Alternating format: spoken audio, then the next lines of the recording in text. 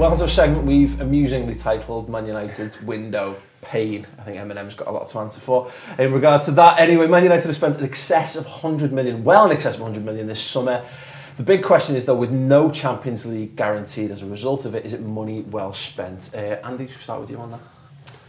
I don't really see what they've got for it. You know, when you look at like United's net spend, and it's not just this summer, it's going back to last summer when they had that last-minute dash for Fellaini where bizarrely they managed to pay over his release clause, having let it expire. I just let that sink in. You just wonder what they've really got for it. They're still really short, and you know, you're looking pro rata. It might cost them up to 300 million or something to make the changes that they really need to. Yeah, it does seem a bit baffling. I mean, I sort of alluded to there, right, Dave? It looks like they've overspent on a number of the players. I mean, the question isn't something we were discussing off camera, very interestingly, and we want to make sure we carry that off on camera. Was that if they'd maybe had a better start to the season, would they have been more inclined to spend less money, or is this, you know, has that fueled a panic buy, or do you think they would have spent that money? Well, certainly clubs who they're looking at their players are saying, well, Manchester United desperate, absolutely desperate for players. We can put another 20 million on. Exactly what's happened to Di Maria probably. But I still think Van Gaal, when he took the job, said to Manchester United, I need a lot of money to get this team back to where it should be. So I think he would have still spent money. If they'd won the first two games, he would have definitely gone in for the likes of Vidal, we're talking about, and Di Maria, who they've signed. So I don't think it would have changed. It would have been much better for the supporters at the moment. After the first two games, you know, not very good. 1 point, it's not good enough for a team like Manchester United. But certainly Van Gaal will come into the job saying, I need money to get back to the glory days of Manchester United. Yeah, we've got a footy writer with us.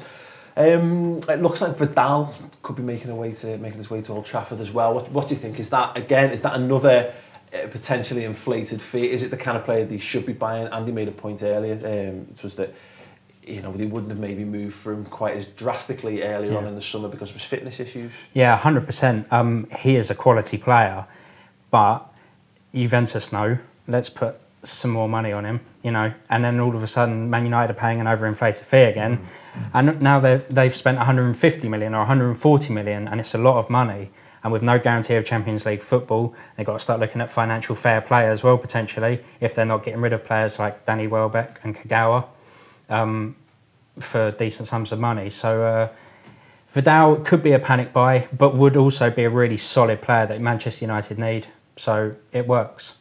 Just a quick thought on Andy. I was thinking about with regards to Di Maria and looking at, we talked about maybe does he paper over the cracks to a certain extent, getting an attacking player in, but is there a question there? He could be, looking at Louis van Gaal and what he did with the Dutch national side, could he be the sort of Iron Robin of this team? Because we saw how vital he was to the way they played at the World Cup. No, I don't think he is. He's not that type of player anymore. And Van Gaal, having seen him at length, knows he's better further back.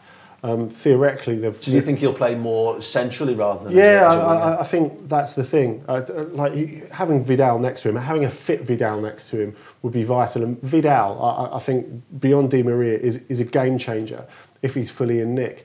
But I don't think it's even about the price being especially inflated for Man United. They just looked earlier in the summer. They thought, well, he wasn't really in nick at the World Cup. Do we want a player who relies so much on his physical power, but isn't quite the full ticket, especially when you're coming into the Premier League? You need to be super fit. Yeah.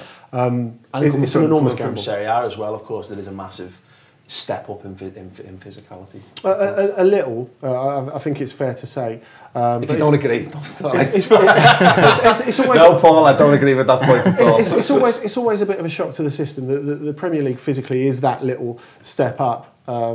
So you don't want him to go the way of Shevchenko, who of course arrived half fit after a World Cup and never really got to the rhythm. Okay then, Man United fans, some very exciting signings coming in at Old Trafford, and don't forget, if Louis van Gaal's men are on TV, they're on Virgin Media. When you get to the till. So you know what, let's get them both in. Why not? It's a big basket. Khedira and Carvalho. Oh, wow, let's get them both in. I'm sure Arsenal fans will be happy to hear that. I think we need two strikers more than